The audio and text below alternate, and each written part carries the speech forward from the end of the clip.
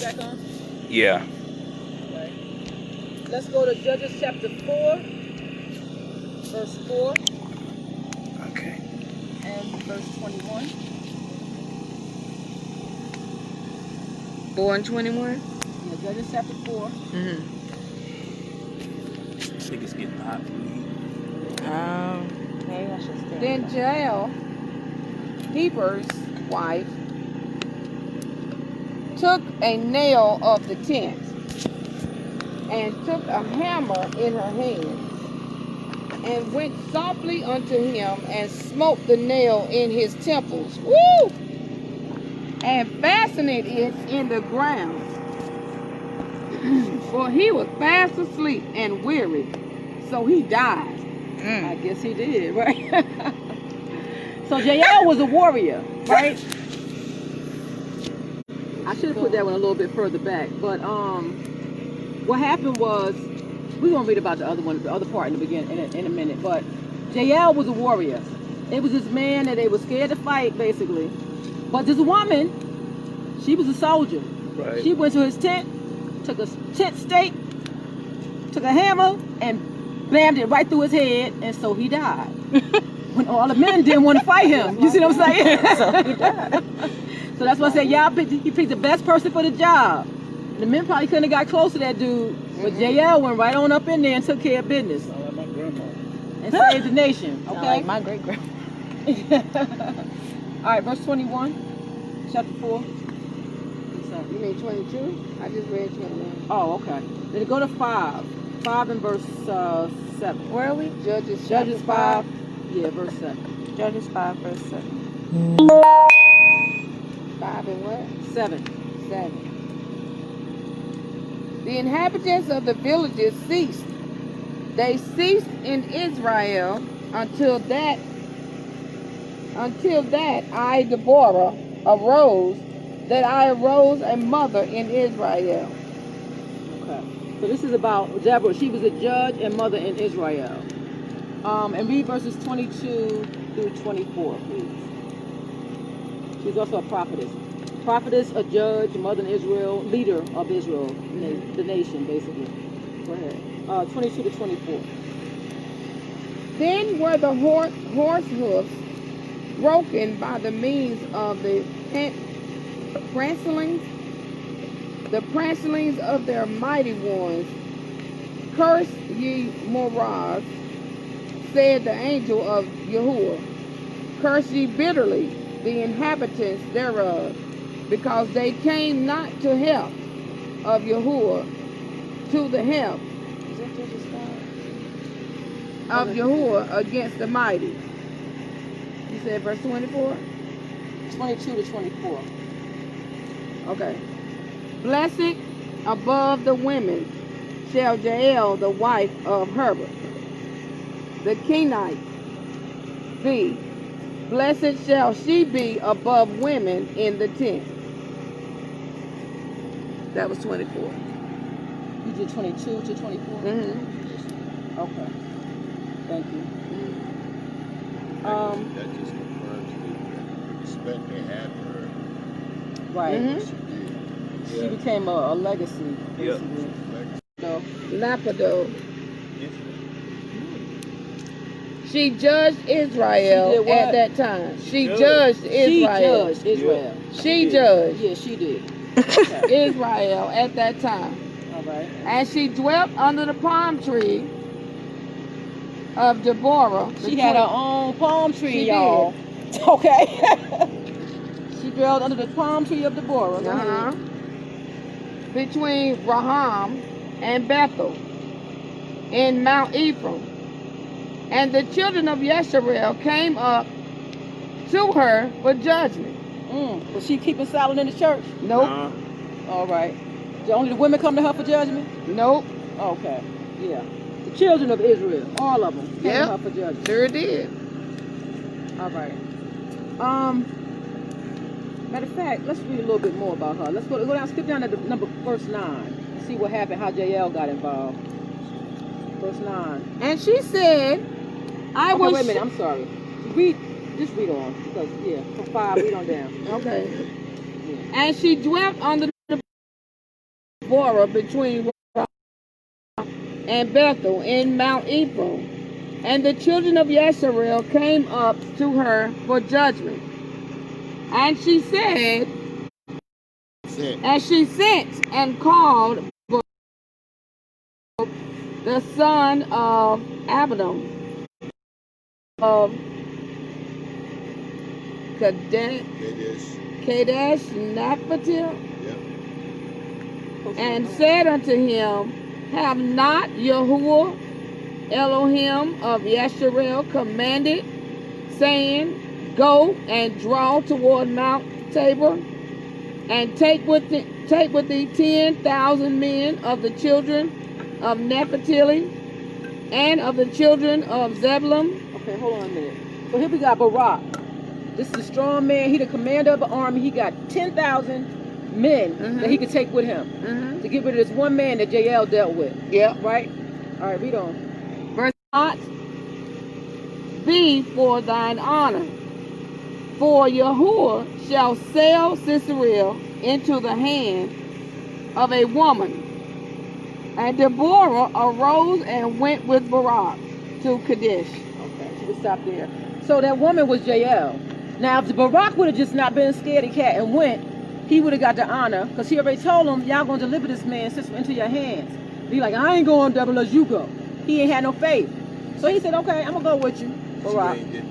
Right, but you ain't going to get no honor, because a woman going to get him now, since you want to be like that and not be obedient. Okay? And then Jael went and took her snail in her tent and did what she had to do, and that was it. All right? Again, Jael was also a married woman. Her husband didn't go handle it. She handled it. That's what I'm saying. It was the best person for the job, not necessarily the best man for the job. They got it done. Here we got all these women in the scriptures. People just don't bring them out, but they in there. All right? So, we got this warrior. And another warrior in the Apocrypha, Judith. She got her own book. Right. Who got the Apocrypha? As you went, yeah, because I was going to say, let's close out with Judith. Judith chapter 11. You got it? Oh, no, I got the part.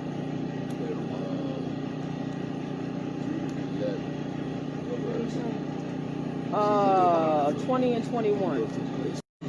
My God, my master. All right. And then go to chapter 13 as well and read 7 and 8. Chapter 13. Yeah. Chapter 13, Judith, verse 7 and 8. And approaching his bed, and took hold of the hair of his head, and said, strengthen me, O Yahuwah, Elohim of Israel, this day.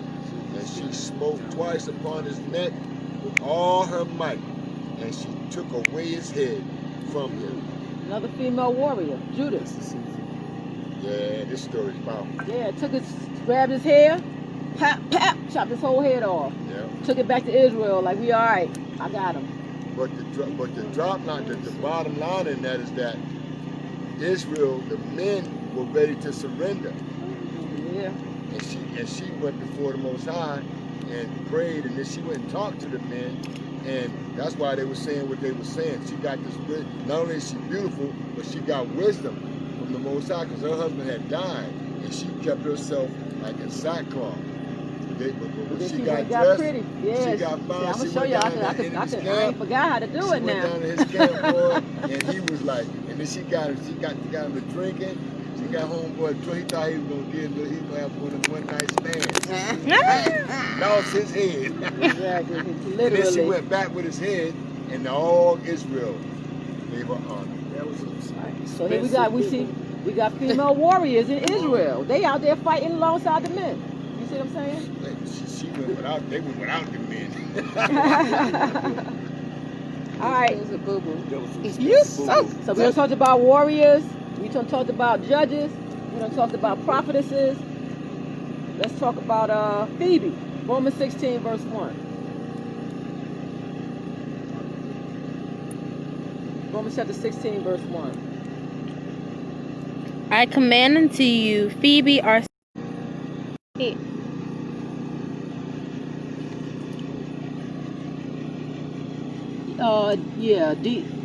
Diaco.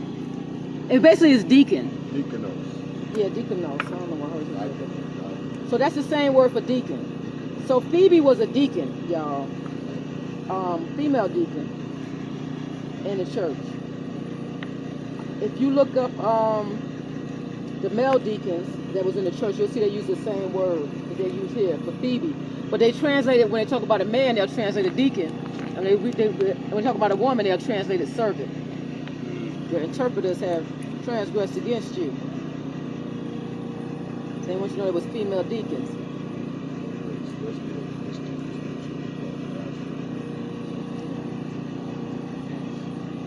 Christians call them deaconess. wow. You know what? In all my time in church, I said, well, I've never seen deaconess in the Bible.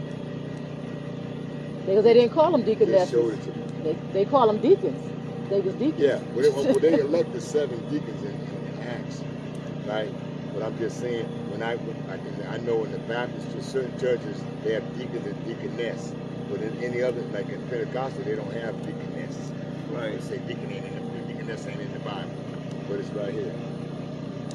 All right, Romans 16:3. You got that one? What does it say? Same thing. Romans 16:3. Great, Priscilla. Read it. Yes, please. Greet Priscilla and Aquila, my helpers in Semakyah, Yeshua. Okay. So those helpers there, what's that word for helpers? Helper. That word Soon, Co-laborers. son, Sunagos. Sunagos, Okay. from a pursued compound of the and the base companion in labor. Right. So they're a co-laborer, right? Co-laborer, yep, labor, A work worker, fellow. labor The same thing is together. said of Timothy in Work Romans fellow. 16:21. Read Romans 16:21. Romans 15, 16, same chapter. 16, 21. Yep. Romans 16, 21. Romans 16, 21. Salute one another. Oh, I'm sorry, that's not 21. Here we go. Timotheus, work fellow. Yep, that's the word. And Lucius, and Jason, and so you see how these translators are selectively changing the word when it comes to women, and it's the same word that they're using for men, right. and they try to translate it differently, right? Again, trying to downplay the women in the scriptures. You might read that. And Paul after this tarried there yet a good and reason with the Jews. Priscilla and Aquila were husband and wife, Right. and they were co-laborers again with Paul. Read 24 to 26, please, in the same chapter. Acts 18, 24 to 26. Acts 18, verse 24 to 26. And a certain Jew named Apollos, born at Alexandria, and an eloquent in the scriptures, came to Ephesus. This man was instructed in the way of the Most High, and being fervent in spirit, spake and taught diligently the things of Yahuwah, knowing only the baptism of John. And he began to speak boldly in the synagogue, whom when Aquila and Priscilla had heard, they took them unto them and expounded unto him the new way of Yah more perfect. Okay. So that said, her husband took him and taught him. No, Priscilla and Aquila. Thank you. That husband and wife, they both, a woman helping teach a man, right? Priscilla and Aquila taught Apollos. Right. All throughout. And she's also talked about the 2 Timothy. We're not going to read that one, but for the record, 2 Timothy 4:19. But they call her Prisca in 2 Timothy, but it's still the same woman, Priscilla. Let's go to Philemon, chapter 1, verse 2. One of the books you really hear. Philemon, chapter 1, verse 2. And to our beloved Aphia and Archippus, our fellow soldier, and to the church in thy house. Right. So here we got another woman who's a teacher. She got a church in her house along with Archippus, right? So yeah, they were all throughout teaching this message. Women was involved as well as men. So all these people that's running around talking about that stuff, they don't know what they're talking about because that's not the Bible. The Bible shows you time after time, women were teachers, they were prophets, they were judges, they were warriors, anything that pretty much that one did, the other one could do. Because y'all didn't limit them like that in Israel. Titus chapter 2 verse 3.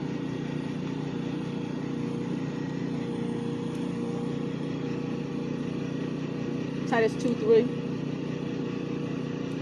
An aged woman likewise may be in behavior as becometh holiness, not false accusers, given to much wine, teachers of good things.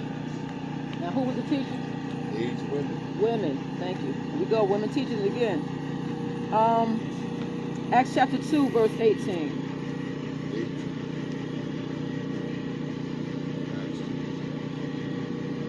Acts 2:18. And on my servants and on my handmaids I will pour out in those days of my spirit, and they shall prophesy. Okay. So handmaids are Yahweh's female servants, right? Prophesy means to speak under inspiration. We already saw several of them, but he said, on my servants and on my handmaids I will pour out in those days my spirit. So, exactly. So man can't outdo Yah. Yah already told us what he was going to do. And that's also in Joel chapter 2:28. Right. Let's look at all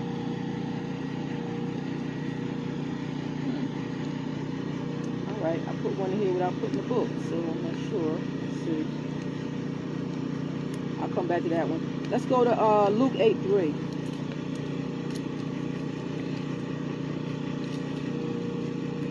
Luke 8:3, you gotta read it. Luke 8:3. Yeah. And Joanna, the wife of Cusa, Herod's steward, and Susanna, and many other which ministered unto him of their substance. All right. So here we got women ministers again.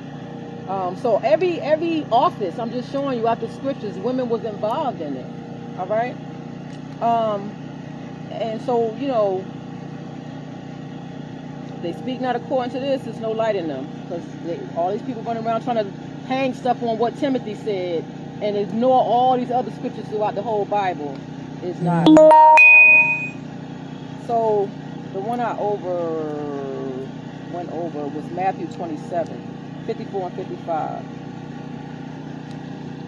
Matthew 27.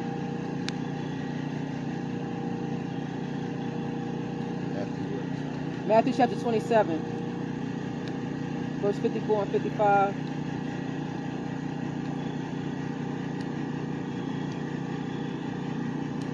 Now when the centurion and they that were with him watching Yeshua saw the earthquake and those things that were done, they feared greatly, saying, truly this was the Son of Yah. And many women were there, beholding afar off, which followed Yeshua from Galilee, ministering unto him. Okay. So we read this, and a lot of people try to minimize what these women were doing, and wouldn't really call them ministers. They would say, well, they was just helping him, they was just giving him water, or they was just, try to belittle, Yeah, washing his feet, trying to belittle what these women were doing. But what's that word ministering here? What's the Greek word? Ministering.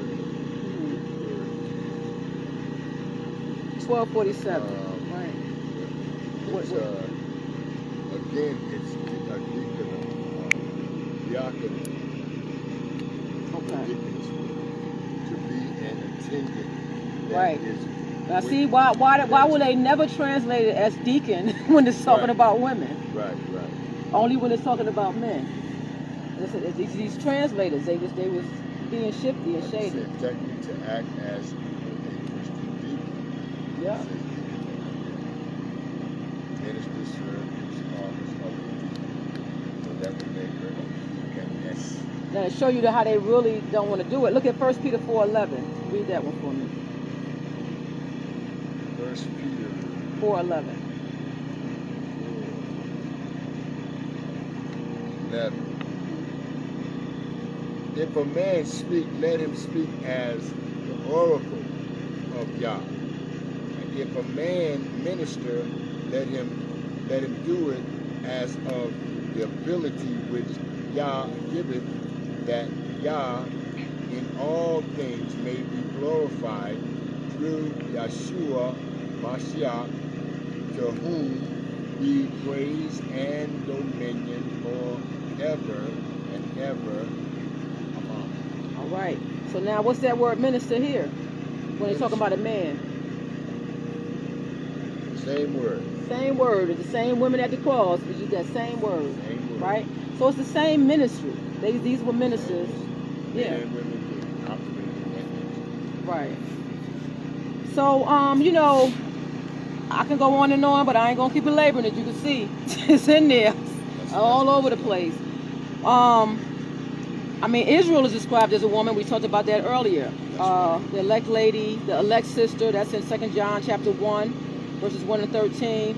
Proverbs talks about wisdom and intelligence as being feminine. It's referred to as her and she, right? So, and I want to end on. I want to end on 1 Esdras, back in the Apocrypha. 1 Esdras chapter 3.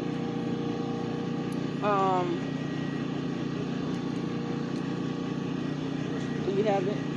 Chapter 3. Yeah, first Esdras. Yeah. Verse? Y'all got something like that? Verse? First Es. Oh, what verse? You know what? I should have got my Apocrypha. I got it. I got some marked in mind. I could jump around without reading the whole thing, but let's see. Verse is Chapter 3. All right, I'm gonna start in verse 4. It says, "These three young men that were the guard and kept the king's body, like the What king's verse? bodyguard." I'm sorry. 4. I'm starting at verse 4. First Esdras chapter 3. Okay, these I'm in okay, verse 4. I'm with you. So the king's bodyguards, basically, they spake one to another.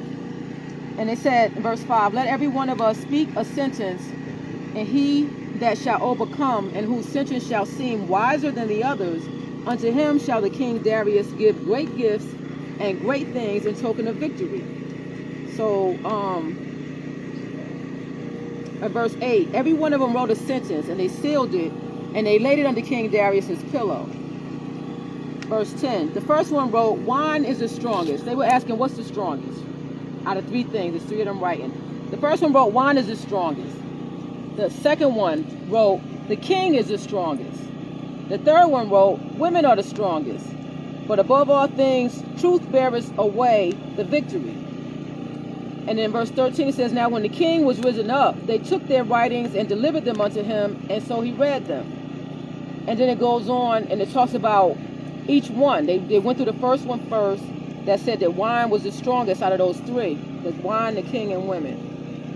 And they explained why he felt wine was the strongest. It makes you jolly, etc., etc. It makes the heart rich. That goes on in the 20s, verses 21, 22, all of those, about what wine is. And then his conclusion that wine is the strongest. And then when you go into chapter 4 of First Esdras, it says, "Then the second that has spoken," in verse 1, "Then the second that has spoken of the strength of the king, he began to say, O ye men, do not men excel in strength, and bear rule over the sea and the land and all things in them? But yet the king is more mighty, for he is Lord of all these things, and he has dominion over them. And whatsoever he commandeth them, they do. If he bid them to make war one against the other, they do it. If he sends them out against the enemies, they go. And they break down mountains and walls and towers. They slay and are slain, and they transgress not the king's commandment. If they get the victory, they bring all to the king, as well as the spoil, as all things else. So likewise, for those that are no soldiers and have not to do with wars, but use husbandry, when they have reaped again that which they had sown, they bring it to the king, and compel one another to pay tribute unto the king. And yet he is but one man. And if he command to kill, they kill. If he command to spare, they spare. If he command to smite, they smite. If he command to make desolate, they make desolate. If he command to build, they build. So he's going on all of why the king is the most powerful, right? And then we skip down to the third one in verse 13. It says, then the third, who has spoken of women and of the truth, this is Zerubbabel. He began to speak. He said, "O ye men, is it not the great king? It is not the great king, nor the multitude of men, neither is it wine that excelleth. Who is it then that ruleth them and has the lordship over them? Are they not women? So women have borne the king, and all the people that bear rule by sea and land. Even of them came they, and they nourished them up that planted the vineyards, from whence the wine cometh. These also make garments for men, these bring glory unto men, and without women cannot men be. Yea, if men have gathered together gold and silver, and any other goodly thing, do they not love a woman which is comely in favor and beauty?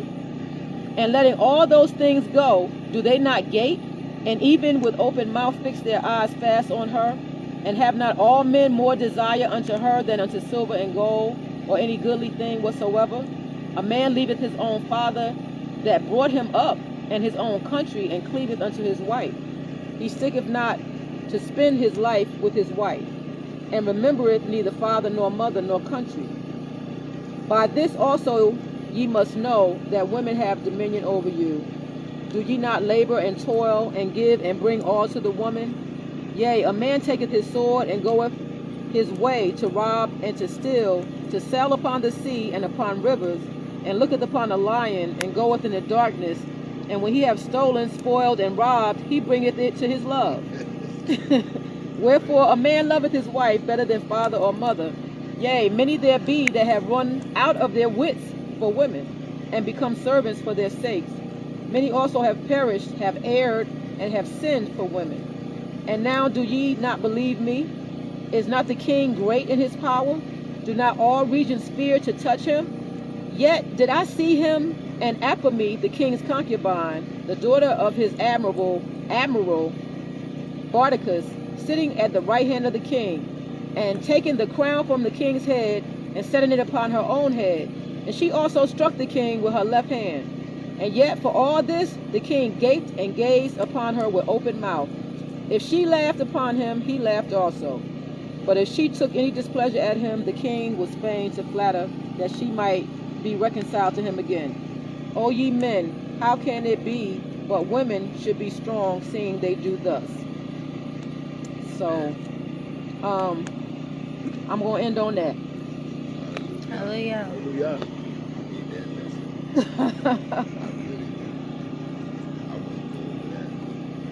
I need a drink after all that. That was powerful. Praise God. Good lesson. Hallelujah. They'll be downloaded there. I'll do it on Saturday. On Saturdays. I know my daughter. All right. Bishop, can't nobody hear what you saying? Exactly. I don't want to say that. I don't want to Yeah, say he was that. Oh, okay. Yeah. I guess you could go ahead and end Brent, it. do your fabulous ending. Close out. Well, we thank you once again for tuning in to our Feast of Tabernacles, our Sukkot. We know that those that are around the country that are celebrating Sukkot and Feast of Tabernacles at different times, listen, at the end of the day, as long as you celebrating and observing, that's what's most important. And as you grow, you want to learn the truth. And as you learn the truth, you live better. So we like to thank each and every one of you for tuning in each day that we've been on this journey. Again, this is our 5th day, I think. I kind of lost myself, but we are so elated and happy to be a part of your life. We're so happy that you find the time to tune in to our observance of the Sukkot. As you heard the renowned minister Semakyah teach so profoundly, I bet you were like me, you didn't know a lot of those things. And you know, the sad thing about that is, you know, 2 Timothy 2:15 teaches us to study to show yourself approved unto the Most High, a workman that needed not to be ashamed, because you don't. When you once you know the truth, you don't need to be ashamed. Rightly dividing the word of truth. And this is what we need to do as a people, to get back to our status as a people, to get back to our status as a nation. And as we continue to come together as a people and show unity, I tell you, the enemy they're more afraid of you. I think it was J. Edgar Hoover that stated the statement that what is most threatening to America is that the unity of the American Negro. So once we come together as a people and we unite as a people, we build a united front. And the way that we do that by building the Most High as our foundation and cleaving to his word and turning back to Torah, for that is our natural inhabitants. So tune in on tomorrow as we continue to grow, as we continue to learn more and more about the Most High, his word, his Torah, and as we continue to allow his word to manifest within us, that we may live righteously. Don't let nobody tell you that you can't live righteously, because you can, according to scripture, not according to man. So we say, I started to say Shabbat Shalom, but we say Shalom, happy Sukkot, happy Feast of Tabernacles. Peace! Hallelujah! Hallelujah! Praise God!